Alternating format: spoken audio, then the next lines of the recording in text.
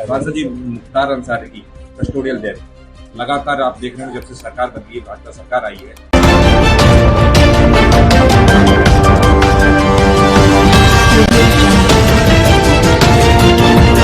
उत्तर प्रदेश के अंदर सबसे ज्यादा कस्टोडियल डेथ धर्मेंद्र यादव। लोग कहीं सुरक्षित नहीं है, न सड़कों पर, न अपने घरों में। जेल को सुरक्षित स्थान मानते थे, अब जेलों में भी सुरक्षित नहीं। धर्मेंद्र सांसद जी, मुख्तार अंसारी की कस्टोडियल डेथ लगातार आप देख रहे हैं, जब से सरकार बदली है, भाजपा सरकार आई है, कई ऐसी मौतें देखी गई है जो कस्टडी के दौरान हुई है। मुख्तार अंसारी की हालांकि बताई जा रही है हार्ट अटैक से मौत हुई है, आप किस तरह से देखते हैं? देखिए,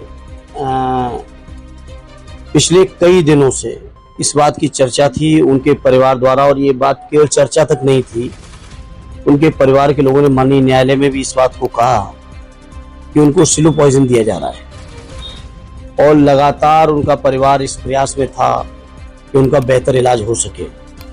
लेकिन आप सोचिए और कल्पना करिए, सीधे आईसीयू से ले जाके जेल में वापस कर देना बिना किसी मरीज को स्वस्थ हुए, तो सरकार की नीयत में तो शंका न होने का कोई सवाल ही नहीं है।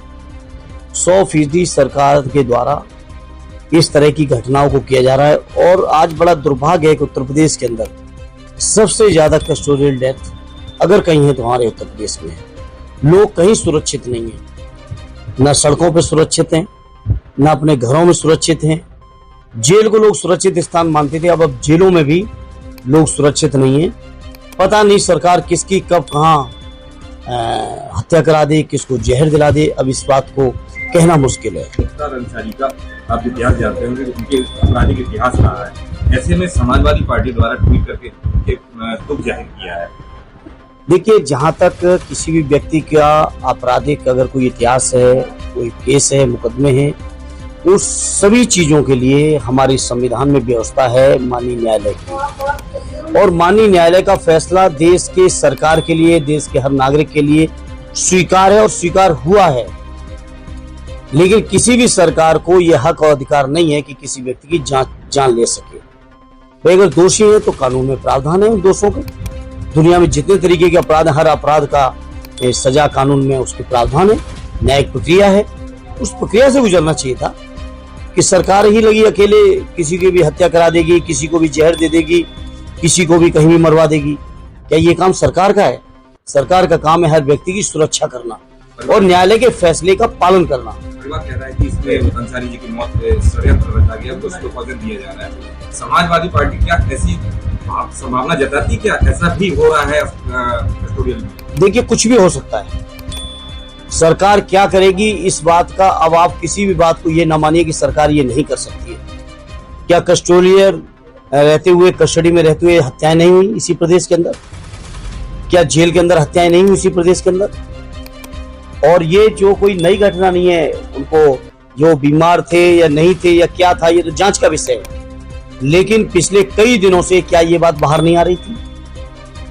उनकी एक चिट्ठी भी पुरानी वायरल हो रही है, उन्होंने आशंका जताई थी कि उनकी मौत हो सकती है और इसमें कुछ लोग बिल्कुल बिल्कुल। और अगर कोई बात ना होती, कोई जानकारी पुख्ता ना होती, तो इस तरह की चीजें मैं नहीं समझता कोई जेल में रह के इन बातों को स्टैंड करेगा अपने जीवन को लेकर। लोकसभा चुनाव नजदीक है और ऐसे में मुख्तार अंसारी का खबर और धारा 144 कैसे देखते? देखिए, लोकसभा चुनाव तो ठीक है अपने स्थान पर, लेकिन ये जो घटनाएं हो रही है, घटनाएं बहुत दुर्भाग्यपूर्ण हैं। हमारे राष्ट्रीय अध्यक्ष जी लगातार इस तरह की घटनाओं के लेकर चिंतित हैं और लगातार सरकार से कह रहे हैं, और आज भी उन्होंने यही कहा कि सरकार की पहली जिम्मेदारी हर व्यक्ति की सुरक्षा है। और उत्तर प्रदेश की सरकार इस मामले में पूरी तरह से फेल है। उत्तर प्रदेश की सरकार जनता का विश्वास खो चुकी है। उत्तर प्रदेश की सरकार कानून के जितने प्रावधान, उन प्रावधानों में जो हक है सरकार चलाने के, वो हक पूरी तरह से खो चुके हैं नैतिक तौर पे। लेकिन उत्तर प्रदेश की चूंकि सरकार ही अनैतिक है, नैतिक तो है नहीं, और नैतिकता से उनका दूर दूर तक कोई वास्ता नहीं है, इसलिए वो बेशर्मी हो रही है। भैया, लगातार सीटों को लेकर मंथन किया जा रहा है, कहीं किसी को कट रही है तो कहीं किसी को समाजवादी पार्टी दे रही है। कई सीटें ऐसी हैं जहाँ तक अभी प्रत्याशी घोषित नहीं हो पाए हैं, क्या इस तरह? देखिए, काफी सीटों पे हो चुके हैं, कुछ सीटें बाकी जरूर हैं, उनके 6वें 7वें चरण की सीटें हैं। राष्ट्रीय अध्यक्ष जी सभी लोगों से राय मशवरा करके वो बेहतर फैसला लेंगे। हमारी पार्टी डेमोक्रेटिक पार्टी है, जहाँ हर नेता की, हर कार्यकर्ता की, लोगों की भावनाओं का पूरा ख्याल और सम्मान आदरणीय अखिलेश यादव जी रख रहे हैं, तो स्वाभाविक इस प्रक्रिया में समय लगेगा। और अभी चुनाव में भी जिन इलाकों की सीटें अभी फाइनल नहीं, वहाँ समय है। सूत्रों से खबर आ रही है कि मैत्री से भारतीय जनता पार्टी अपर्णा यादव को चुनाव लड़ा, तो मैत्री का चुनाव बहुवर्चस्व को देखिए। देखिए, मुझे नहीं पता आपके कौन सूत्र हैं, क्या सूत्र हैं, और मुझे तो नहीं लगता कि ऐसा होगा। लेकिन मैंने कल भी कहा था मैनपुरी की मीडिया के बीच, जो कोई भी भारतीय जनता पार्टी के उम्मीदवार के तौर पे आए मैनपुरी लोकसभा के अंदर लड़ने, वो ये मान के आए कि उसको कम से कम 3 लाख वोटों से हारना है। उससे ज्यादा हो सकता है, उससे कम नहीं होगा। कम से कम वह शब्द इस्तेमाल कर रहा हूँ।